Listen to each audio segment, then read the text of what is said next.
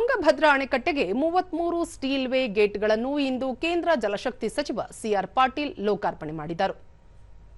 ಬಳಿಕ ಕೊಪ್ಪಳ ಜಿಲ್ಲೆಯ ಮುನಿರಾಬಾದ್ನಲ್ಲಿ ನಡೆದ ಕಾರ್ಯಕ್ರಮದಲ್ಲಿ ಕರ್ನಾಟಕದ ಮುಖ್ಯಮಂತ್ರಿ ಡಿಕೆ ಶಿವಕುಮಾರ್, ಆಂಧ್ರಪ್ರದೇಶದ ಮುಖ್ಯಮಂತ್ರಿ ಚಂದ್ರಬಾಬು ನಾಯ್ಡು, ತೆಲಂಗಾಣ ಮುಖ್ಯಮಂತ್ರಿ ರೇವಂತ್ ರೆಡ್ಡಿ, 3 ರಾಜ್ಯಗಳ ಜಲಸಂಪನ್ಮೂಲ ಸಚಿವರು, ಪ್ರಮುಖ ಪ್ರತಿನಿಧಿಗಳು ಭಾಗವಹಿಸಿದ್ದರು.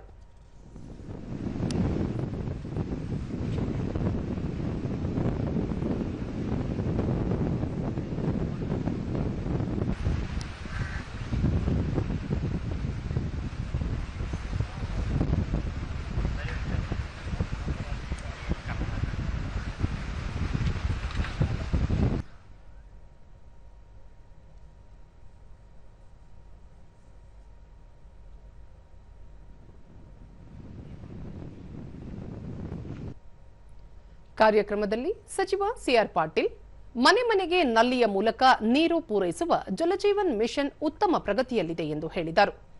ದೇಶದಲ್ಲಿ ನೀರಿಗೆ ಕೊರತೆ ಇಲ್ಲ, ಆದರೆ ಯೋಜನೆಗಳ ಅಗತ್ಯತೆ ಇದೆ. ಇದಕ್ಕಾಗಿಯೇ ಪ್ರಧಾನಿ ನರೇಂದ್ರ ಮೋದಿ 44,000 ಕೋಟಿ ರೂಪಾಯಿಗಳನ್ನು ನದಿ ಜೋಡಣೆಗೆ ಮಂಜೂರು ಮಾಡಿದ್ದಾರೆ. ವ್ಯರ್ಥವಾಗಿ ಸಮುದ್ರ ಸೇರುವ ನೀರನ್ನು ಹಿಡಿದಿಟ್ಟು ಕೃಷಿ ಹಾಗೂ ಕೈಗಾರಿಕೆಗೆ ಬಳಸಲು ಇದರಿಂದ ಸಾಧ್ಯವಾಗಲಿದೆ. ಈಗಾಗಲೇ ಪಂಜಾಬ್, ಹರಿಯಾಣ, ರಾಜಸ್ಥಾನ, ದೆಹಲಿ ಸೇರಿದಂತೆ ಹಲವು ಕಡೆಗಳಲ್ಲಿ ಯೋಜನೆಗಳು ಪ್ರಗತಿಯಲ್ಲಿವೆ. ಇನ್ನು ಕೆಲವು ಯೋಜನೆಗಳಿಗೆ ಸೋಮವಾರ ವಿವಿಧ ರಾಜ್ಯಗಳ ನಡುವೆ ಒಪ್ಪಂದ ಮಾಡಿಕೊಳ್ಳಲಾಗುವುದು ಎಂದರು. ಆಂಧ್ರಪ್ರದೇಶ, ತೆಲಂಗಾಣ, ಕರ್ನಾಟಕ ರಾಜ್ಯಗಳ ಅಂತಾರಾಜ್ಯ ನದಿ ನೀರಿಗಾಗಿ ಸಂಘರ್ಷ ಮಾಡದೆ ಸೌಹಾರ್ದತೆಯಿಂದ ಯೋಜನೆ ರೂಪಿಸಲು ಇಂದು ನಡೆದ ಚರ್ಚೆಯಲ್ಲಿ ಸಮ್ಮತ ಸೂಚಿಸಿದ್ದಾರೆ. ದೇಶದ ಬಹಳಷ್ಟು ಅಣೆಕಟ್ಟೆಗಳಲ್ಲಿ 50% ಹೂಳು ತುಂಬಿದೆ. ಅದನ್ನು ತೆಗೆಯುವುದರಿಂದ ನೀರು ಸಂಗ್ರಹ ಸಾಮರ್ಥ್ಯ ಹೆಚ್ಚಾಗಲಿದೆ. ತುಂಗಭದ್ರಾ ಅಣೆಕಟ್ಟೆಯ ಹೂಳು ತೆಗೆಯಲು ಶೀಘ್ರವೇ ಯೋಜನೆ ರೂಪಿಸುವುದಾಗಿ ಭರವಸೆ ನೀಡಿದರು. 22 राज्यों में प्रोजेक्ट चल रहे हैं. माननीय प्रधानमंत्री मोदी साहब कहते हैं कि 85% पानी वो एग्रीकल्चर में यूज होता है.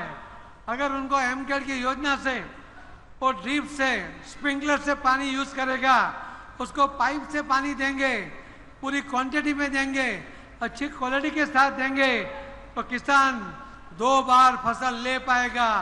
इतने ही पानी में वो 2 बार किसान फसल लेगा तो किसानों की आमदनी बढ़ेगी, उसके जेब में पैसा आएगा, एक गांव भी समृद्ध होंगे.